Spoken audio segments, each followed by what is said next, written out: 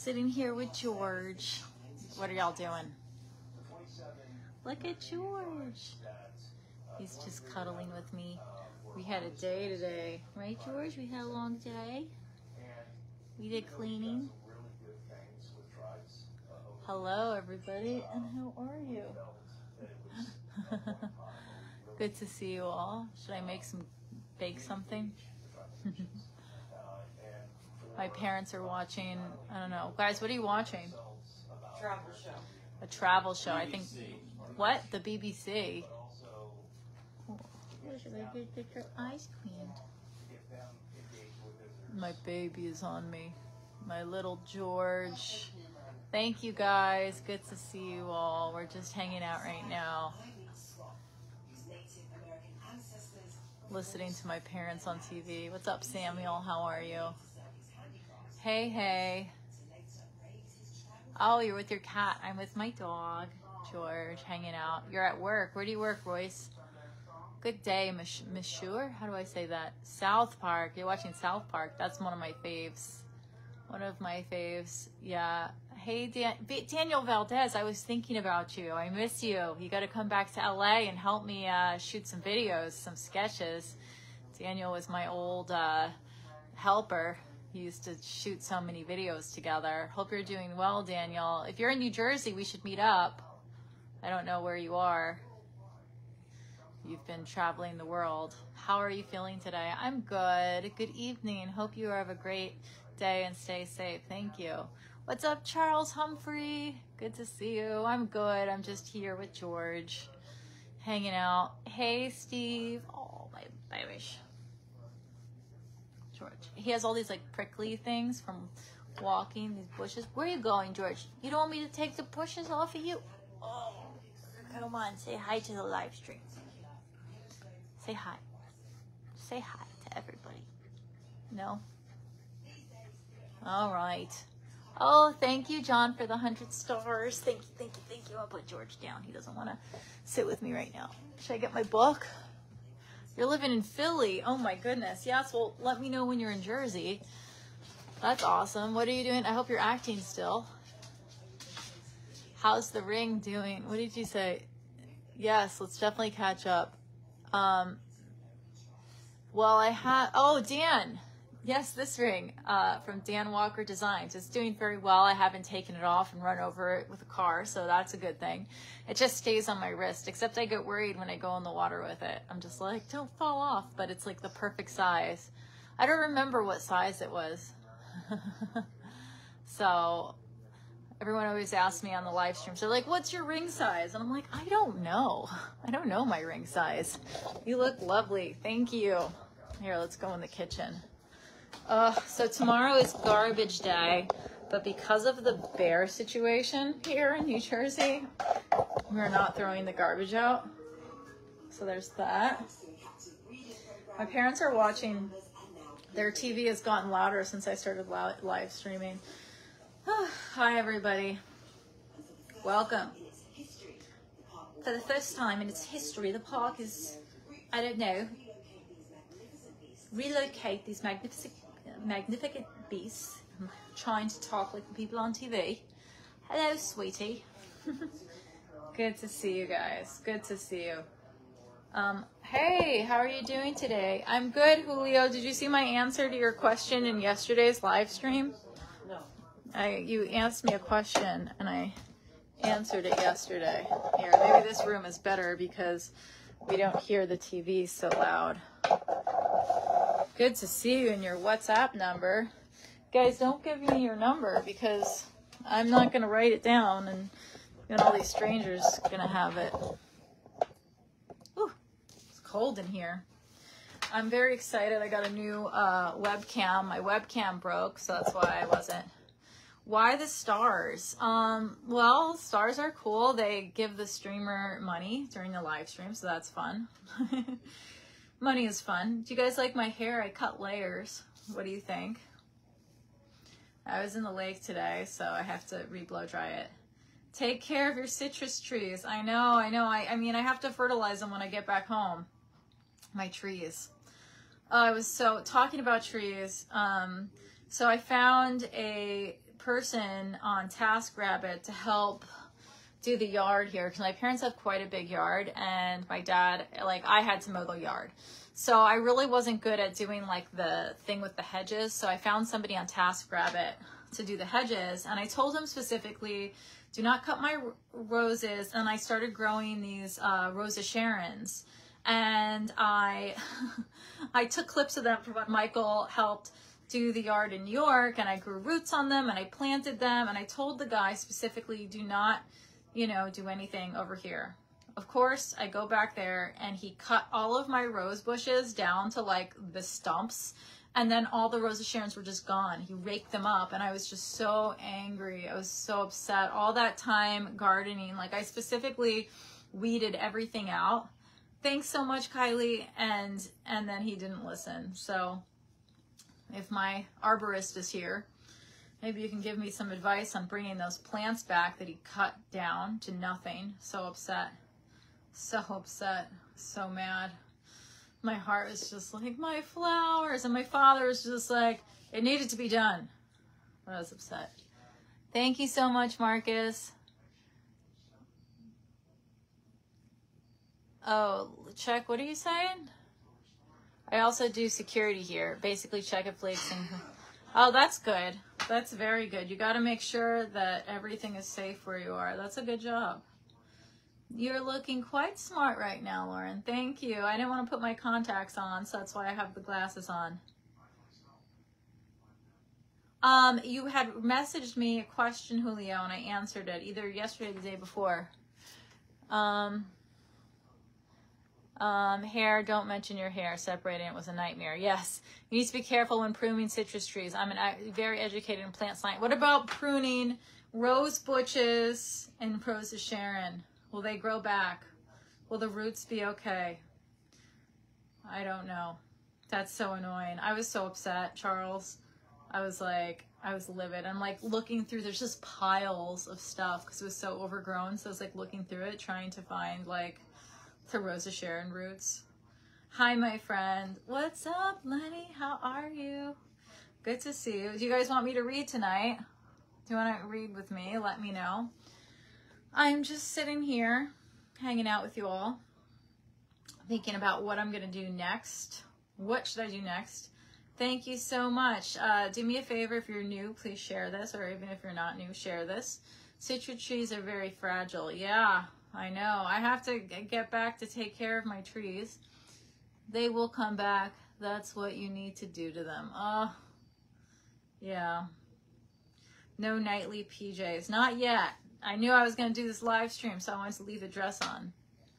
It depends what the fool hacked off. I know. He just was like, he was going so quickly. I mean, part of it is that it was really overgrown, and he just probably wanted to get done.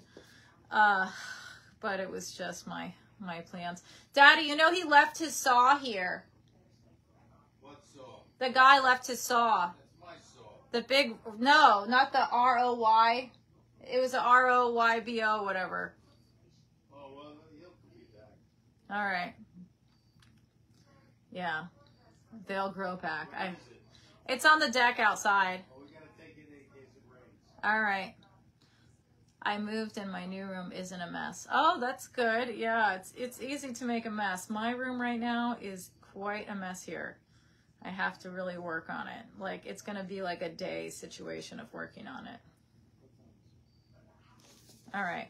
Let's get to the live stream. All right. How are you? We're reading The Law of Correspondence. Another mental law. Oh, he wrote it R-Y-O-B-I. Roby. You know, I'm really mad at Roby because they, my dad bought a pressure washer from them probably about like 3 years ago, and then it just stopped working. And they said it wasn't under the warranty. I should probably try to like bring it to Home Depot again and see if it's under the warranty. I'm just so annoyed about it. So annoyed about it. Another mental law. Also a corollary of the law of cause and effect is the law of correspondence. This law says that your outer world tends to correspond to your inner world. Your outer world of health, wealth, relationships will be a reflection of the way you think about each of these subjects. Ooh. There is a saying, thoughts held in mind produce after their kind. Your thoughts and goals are like seeds, and your mind is like fertile soil. Whatever seeds, positive or negative, clear or unclear, you are planting into your mind will grow in your reality. Whatever you are reaping or experiencing today is a result of what you have sown in the past. Since your mind is not a vacuum, it doesn't remain empty. Like a garden, either flowers or weeds will grow. Ooh. Your thoughts are the most powerful forces in your universe. They are both creative and causative. Every minute of the day, they are forming the world around you. As Shakespeare said, nothing is but thinking it makes it so. Your life is what your thoughts are made of. Ooh, what do you guys think about that? That's so true. Your life is what your thoughts are made of. Good to see you all. Okay. The law of concentration. Ooh. Okay, another principle that affects your life is also called the law of concentration. This is an important principle in determining the development and maintenance of your self-confidence. The law of concentration, as mentioned earlier, says that whatever you dwell on continually grows in your reality. Thinking about a subject, dwelling on it continually is like watering and fertilizing a seed. Concentration causes it to grow faster in your experience. The more you dwell on any goal or subject, the more your mental capacities are dedicated to making that goal or subject a reality. The law of concentration explains why unwavering dedication to a single purpose goes hand in hand with all great accomplishment. The ability to concentrate without diversion on a single subject to the exclusion of all others explains why ordinary people achieve ordinary things. Ooh. Peter Drucker once said that whenever you find something getting done, you find a monomaniac with a mission. Because this mental law, when an average individual with average capacities brings all of his or her mental powers to bear on the achievement of a single goal, far more often can be accomplished than the seemingly more fortunate person whose energies are dispensed by having several goals at once, or, as quite commonly happens, no goals at all. So one goal better than a bunch. Maybe that's my problem. I have so many goals. Unlike YouTube, Facebook, Instagram, movies, acting. I want it all. The law of substitution. The law of substitution states your conscious mind can only hold one thought at a time, positive or negative. Whatever thought is held continuously in your conscious mind will eventually be accepted by your subconscious mind as an instruction or command. Your subconscious mind, in harmony with these other mental laws, will go to work 24 hours per day to bring your dominant thoughts or ideas into reality. Your subconscious mind is inordinately powerful. It is the repository of all your emotions, values, beliefs, attitudes, and feelings. All your thoughts and feelings throughout life are stored in your subconscious. The development of the unshakable self-conscious that you desire requires that you step up your mental computer and take every step necessary to program self-confidence deep into your subconscious mind. Ooh, so that's good. I like to listen to those like sleep meditations. I listen to those all the time. Mom, what are you doing? Coughing. She's coughing. Oh, my mom had kidney stones and went to the hospital, and now she's feeling under the weather. Life. What's up, RJ? How are you? All right, the law of emotion. The final mental law you need to know, and in the development of purpose, personal power, and self-confidence, is the law of emotion. This law says that every decision that you make, even though you think, every action you take is based on an emotion of some kind. The two primary emotions are either the emotion of fear at one end of the spectrum of emotions, or the emotion of desire at the other end of the spectrum. Positive frequencies heal. Yes, I agree. When you hold an emotionally charged thought in your conscious mind, it is rapidly accepted by your subconscious. Your subconscious then activates all your mental powers and begins to turn that inner thought into a result or experience in your outer world. The more powerful the emotion, the more effect it has on your thinking and actions.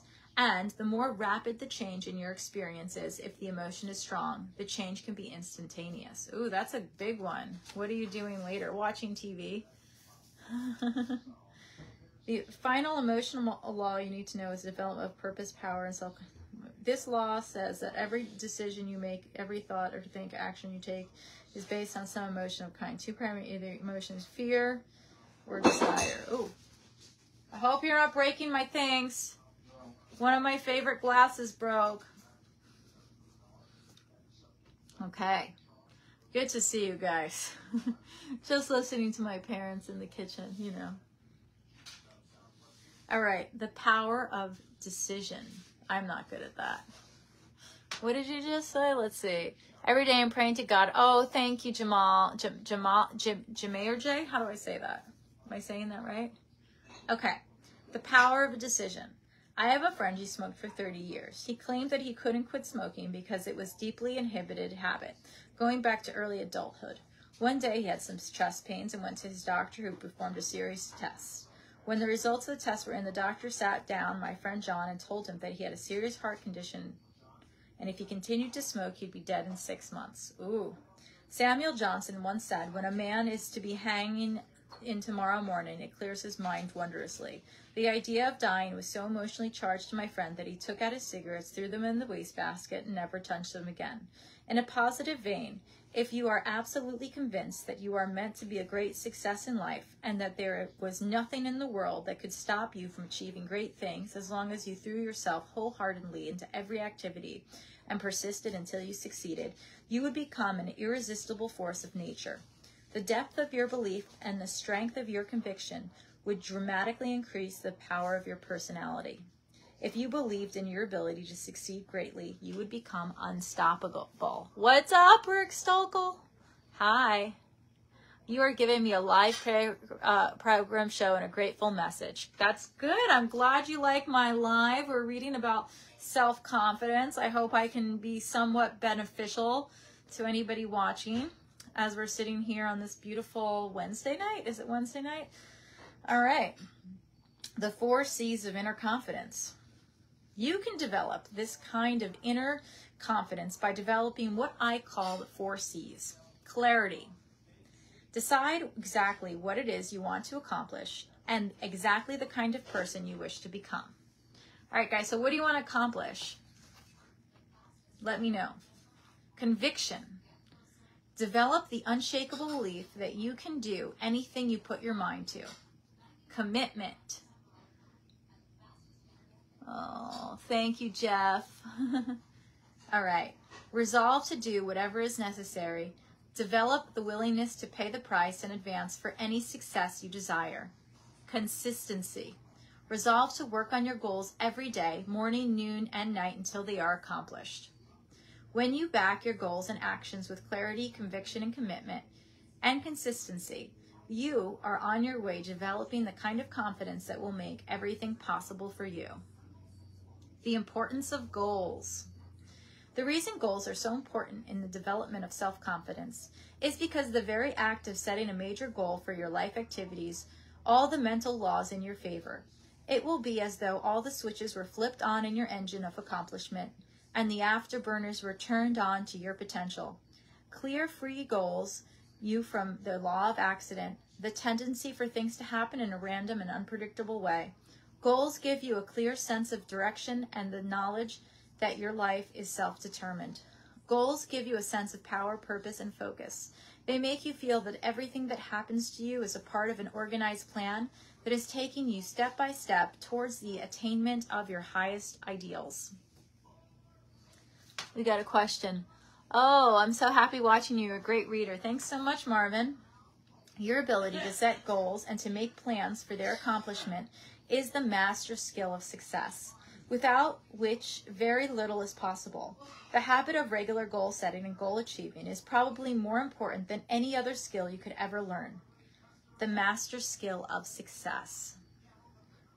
Over the years, I have personally witnessed thousands of examples among my students of the amazing power of goal setting.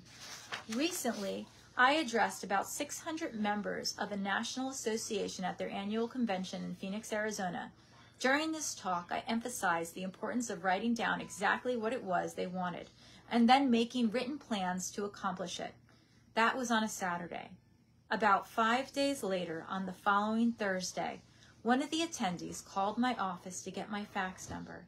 He said he wanted to send something immediately and didn't want to wait for the mail. The letter that came in told this amazing story. The gentleman who wrote said that he had heard about my goal setting many times and that he was prepared to be unimpressed with the talk that I gave at the convention. However, exactly the opposite happened. He decided to sit down after the convention and seriously write out his goals for the following year. The letter went on to say that on Sunday he made a list out of 10 goals, both personal and financial, that he wanted to accomplish over the next 12 months. What astonished him was that he had accomplished 5 of the 10 goals by Monday. The next day at 5 o'clock, he could hardly believe it. He wrote down 5 more goals to bring his list for the next year back up to 10. And by Thursday, he wrote this letter and he had accomplished 5 more of his new list of 10 goals. He felt that he had made more progress in a week with clear written goals and plans than he had made in the previous year. Remarkable success stories. Another gentleman, a recent immigrant from Pakistan, was dead broke and sleeping on the ground when someone tried to help him by letting him listen to an audio program of mine on goal setting. It transformed his life. 4 years later, he started and built 2 successful businesses and was worth more than $1 million. A woman who was going through a difficult period of her life with personal health and financial problems decided to sit down and set some new goals and make some plans to resolve her difficulties. As a result, within 1 year, she got out of a bad relationship, joined AA, and quit drinking, lost 40 pounds, and tripled her income to more than $100,000 per year. She attributed her success to the power of written goals. There are countless other testimonies to the power of written goals. I receive them in person and via email every week from people all over the world. Before this chapter is finished, I will give you a simple goal-setting technique that can put your life into overdrive. Fear holds you back. Remember when I said that everything that you do is a result of either fear or desire? Fear is, and has been, the greatest enemy of mankind. And it is also the greatest enemy of self-confidence. It is fear that holds us back more than any other factor. Fear of all kinds works on us unconsciously to determine and sabotage our best intentions and our greatest hopes. In fact, as you read these words, you're probably thinking of a fear that holds you back in some way. No matter what you do, fear will rear its ugly head and attempt to trip you up. Sometimes the fear will appear consciously in the form of rationalizations and excuses that you use to sabotage yourself and hold yourself back. Sometimes you will find yourself avoiding goal setting by saying that I already know what my goals are. I don't need to write them down. Your subconscious will tell you if you don't set any clear goals, you can't fail. This is just another way of saying that you don't really believe in your ability to do anything better than you are doing right now. Fear will often appear as procrastination about writing down your goals in the first place. Your resolve to write down your goals and plans on the weekend or on your vacation or during summertime or when you dedicate a few hours to it or sometime in the indeterminate future. Then, like 97% or more of adults, you'll never do it. You will start to rationalize and say, well, considering my situation, it probably won't make a difference anyway. Georgie! Baby, want to come sit with me? George gets upset when I'm not in the same room with him. Baby? Oh, there's my baby. Hey, Rick. Hi. I love you, George. I love you, George. I love my George. The comfort zone. If the greatest enemy of self-confidence is fear, then the greatest enemy of human achievement is the comfort zone. Psychologists have determined that each of us has a natural tendency to slip into a zone of performance and behavior where we are comfortable, one that is easy and unchanging, and then to stay there. We stop striving, we relax, and day by day we develop the habits that lead to underachievement and failure. We settle for far less than we're truly capable of. We engage in social networking, watch television, listen to music, socialize, and generally waste our time. And then we eventually convince ourselves that this is the very best we can do. Most people are in comfort zones of their own making. Your attitude and personality, your habitual way of responding to people and to life is your comfort zone. The amount you earn, your standard of living, and your level of performance in your work is your comfort zone. Your level of mental and physical fitness is your comfort zone. Resistance to change. The natural tendency, once a person gets into a comfort zone, is a result to change of any kind, even beneficial change. If you are forced out of your comfort zone, like the collapse of a relationship or the loss of a job, your natural tendency will be to attempt to recreate the same comfort zone with the same type of person or doing the same work. Everyone has had the experience of losing a job that they disliked, only to go out looking for a similar job, doing the same work. We get into a relationship that doesn't work out, and our natural tendency is to try to form a new relationship with a similar type of person. We earn a certain amount of money, and rather than striving to increase our earning ability, we adjust our lifestyle and accommodate to our financial situation. George, the tragedy of the comfort zone is that, first of all, starts off by being comfortable, but it leads rapidly to complacency. Ooh. Hello, guys. Complacency eventually leads to boredom.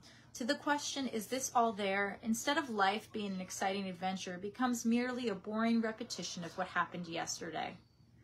Eventually, the comfort zone leads through complacency to boredom, to frustration, and unhappiness. Deep down inside, the average person knows that he or she is put on this earth with amazing capabilities. He or she knows that there is something better than this. As Carl Rogers, the psychologist, once said, there is within every organism an inborn drive towards the complete fulfillment of its inner possibilities. There is a nagging something inside that tells each person that there is far more that he or she could be and have and do. This feeling is within you as well. Thank you, Rick. The attainment of personal greatness. Great men and women are those who absolutely believe that they are put on earth to do something wonderful with their lives. They have a vision of something greater or better than their current circumstances. Personal greatness means having a sense of destiny and a conviction that your thoughts and your imagination are the only real limits to your possibilities. William James said, "Compared to what we ought to be, we are only half awake. We are making use of only a small part of our physical and mental resources." Stating the thing broadly, the human individual thus lives far within his limits. He possesses powers of various sorts which he habitually fails to use. The founder of Success magazine, Orson Swett Marden, once said, "There are powers inside of you which, if you could discover and use, would make you eventually everything you ever dreamed or imagined you become." In a 5-year study of leaders reported on in this book, leader Warren Bennis discovered that each of them consciously avoided the comfort zone by continually setting higher goals. They never allowed themselves to be complacent. They lived their lives fully extended, always striving to do and be more. Hi, welcome guys. We are reading The Power of Self-Confidence. Hope you are enjoying it. Just sitting here tonight on this beautiful night, helping you guys see that we can all be better. To develop unshakable self-confidence, you need to do that. See yourself and think of yourself as a leader, and to do what leaders do. You need to stretch yourself towards the outermost boundaries of your potential. You need to set goals that draw out of you the very best that is in you. You need to work towards objectives that cause you to feel a sense of mastery and a peak performance. And it all begins with a pad of paper, a pen, and you. Imagine no limitations. The starting point of setting goals is for you to throw off all mental limitations and let your mind roam freely across the entire universe of possibilities. Your primal job at the beginning is to allow yourself to dream big dreams and to determine exactly what it is you want out of life in every area and in every dimension. Decide what you have right before you decide what's possible. Imagine that you can be or have or do virtually anything that you really want to, as long as you know exactly what it is. First, make a dream list. Temporarily imagine that you have no limitations of time, money, knowledge, contacts, experience, or education. Remember that anything that you can write down is possible for you. Remember, anything that you can clearly define and crystallize on paper is probably possible. If you want it long enough and hard enough and are willing to make every effort and sacrifice that is necessary. There are no unrealistic goals, only unrealistic timelines. The very act of writing your goals down sets a whole new universe to work in your favor. And activities, all the mental laws to help you. In fact, many people have the experience of writing down a list of goals on New Year's Day, putting them away and not referring to them again until the end of the year, and then finding that about 80% of the goals have been achieved, sometimes in the most amazing ways. The very act of writing down big, challenging goals causes three things to happen. First, your self-concept improves and your self-confidence goes up immediately. The act of setting goals requires self-confidence and simultaneously builds self-confidence. Having the courage to write down what you really want improves your self-image and raises your self-esteem. The action itself generates a feeling of greater personal power and ability. Second, tap into your mental and emotional powers. Goal setting actually gives you a burst of physical and mental energy. Your heart rate and respiration rate speed up. The very act of goal setting is inherently exciting. Sounds a little corny, but someone once said, feeling listless, make a list. It's true. It's like stepping on the accelerator of your own mental and physical potential. And if you do it every day, the results can be amazing. Third, commit to it on paper. The very fact that you have committed a goal on paper dramatically increases the likelihood that you will achieve that goal. Your mind is structured in a way that you cannot write down a clear goal on paper, not a computer screen, without simultaneously having the ability to somehow attain it. The most important question is, how badly do you want it? There are several mental exercises that you can use to set your own goals. Number 1. Imagine that you have just won $1 million cash and that you could do or have anything you want with the money. What would you do first? Where would you go? What changes would you make in your life? If you had complete financial freedom, what would you do differently from what you are doing now?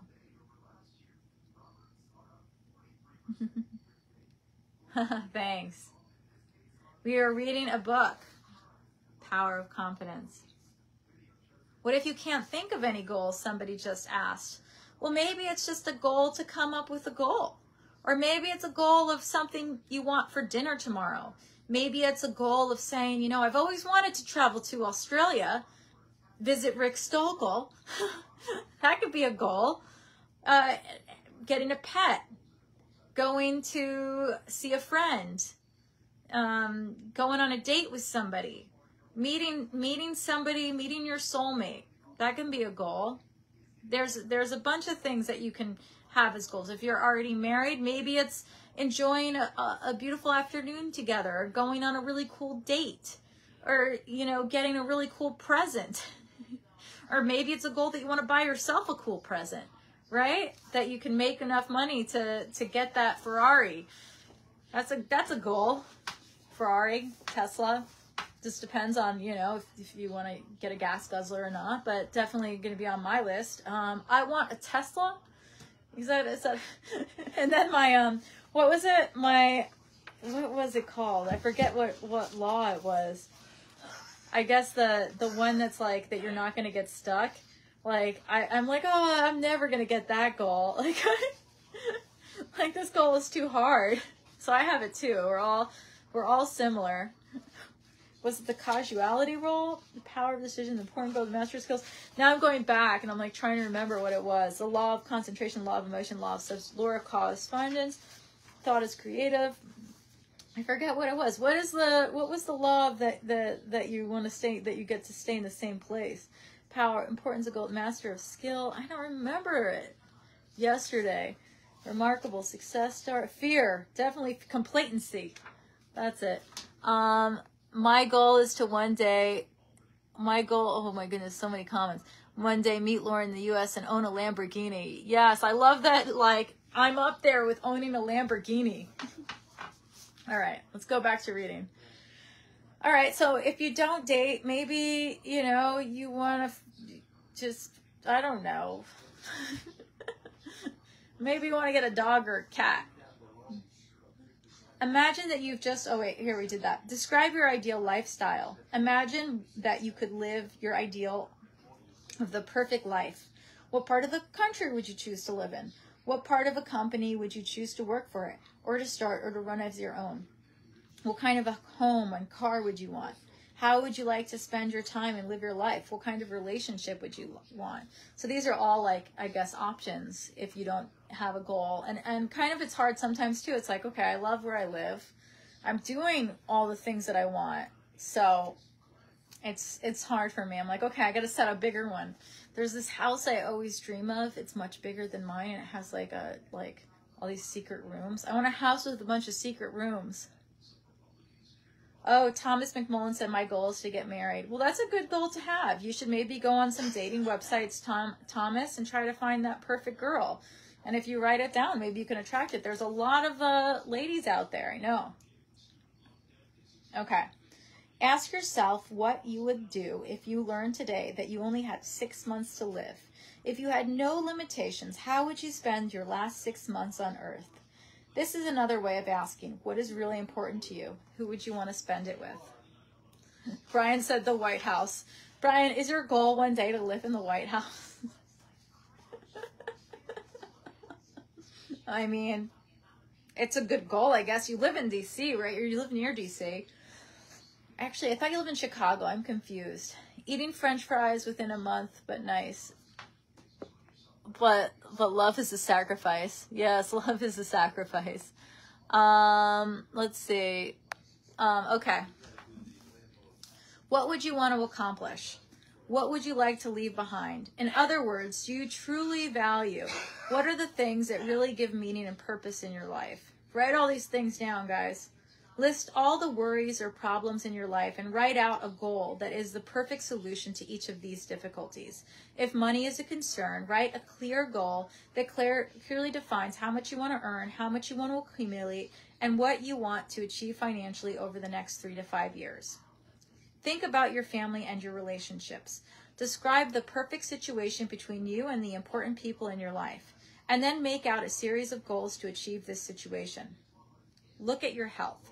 Describe what perfect health and physical fitness means to you, and then make out a plan to achieve the level of fitness. Thank you, Thomas. Define the kind of person that you would like most to become, both personally and professionally. Then work out a plan of personal and professional development that will enable you to learn and grow and become the kind of person that you most admire or would like to be like. Remember, as Goethe said, before you can have something, you must first be something. Wow, that is a good one.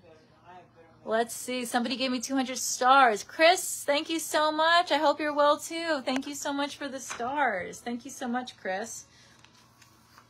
Categorize your goals. Once you have written out your goals, divide them into different areas of your life that are important. There are 6 diversions that most people use, but you can have more or fewer. Financial and material, family and personal, self-improvement and educational, spiritual, health and fitness, social and community. To perform at your very best, your life must be in balance. This means you need to have goals in each area so that you are moving progressively forward onto something that is important to you all of the time. That's a good one. Organize your goals. Let's see. Well, guys, it's getting late. I hear my parents watching TV.